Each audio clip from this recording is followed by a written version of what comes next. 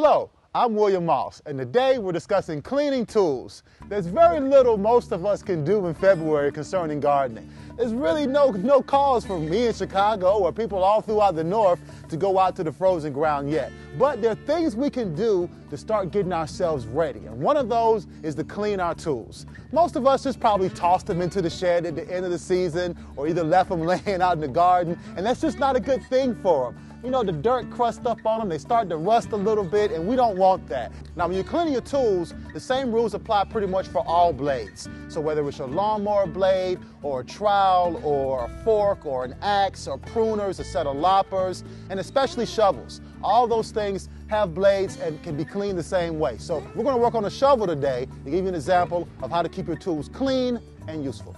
First thing you want to do is get you a good sturdy brush, and you just want to clean off all that crusted on dirt and just take it right on off of the tool, because the dirt is going to promote a lot of rust. It also just kind of helps the tool deteriorate.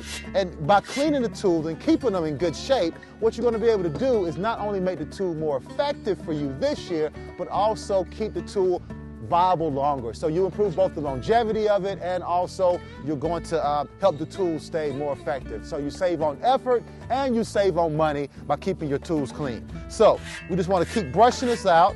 And then the second thing you want to do after you use a good sturdy brush is to get a wire brush, because this wire brush is going to really not only take off the dirt, but get some of that rust and some of the whatever you may have used, cement, old stuff, right on off of there, and really scrape it down the way you want it to be. The best thing to do for this, I'm pretty strong, so I can hold it in there, but it's always best if you can have a sturdy table to sit it on the edge of the table, and that way you just brush down.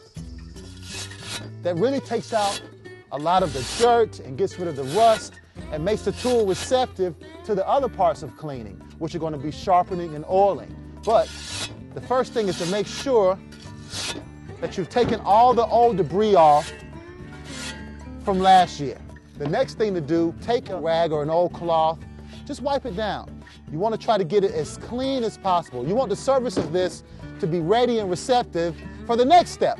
I'm going to slow down for just a second so you can see this edge. See how this edge has sort of has some notches in and it's kind of folded in places?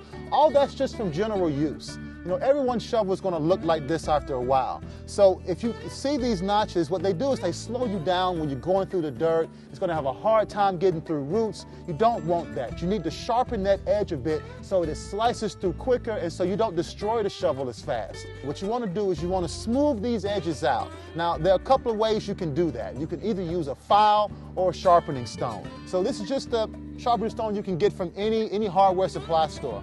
And what you want to do is you want to scrape at an angle along the edge.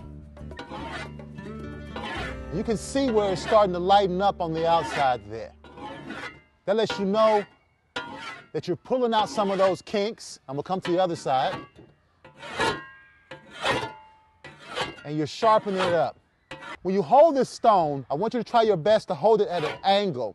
The best angle is about 30 degrees. I do not expect you to be out there with a protractor measuring the angles and find exactly 30 degrees on there. But I do want you to try to angle it just a little bit so that you get a nice little smooth edge and takes off any of those major notches. And that's what you're hearing, those loud knocks are the notches being smoothed out. You can see this whole entire surface now has a better edge on it. Now I'm going to flip it over because shovels have two sides. And this is actually the easiest side to do. You just hold it down and do the same motion.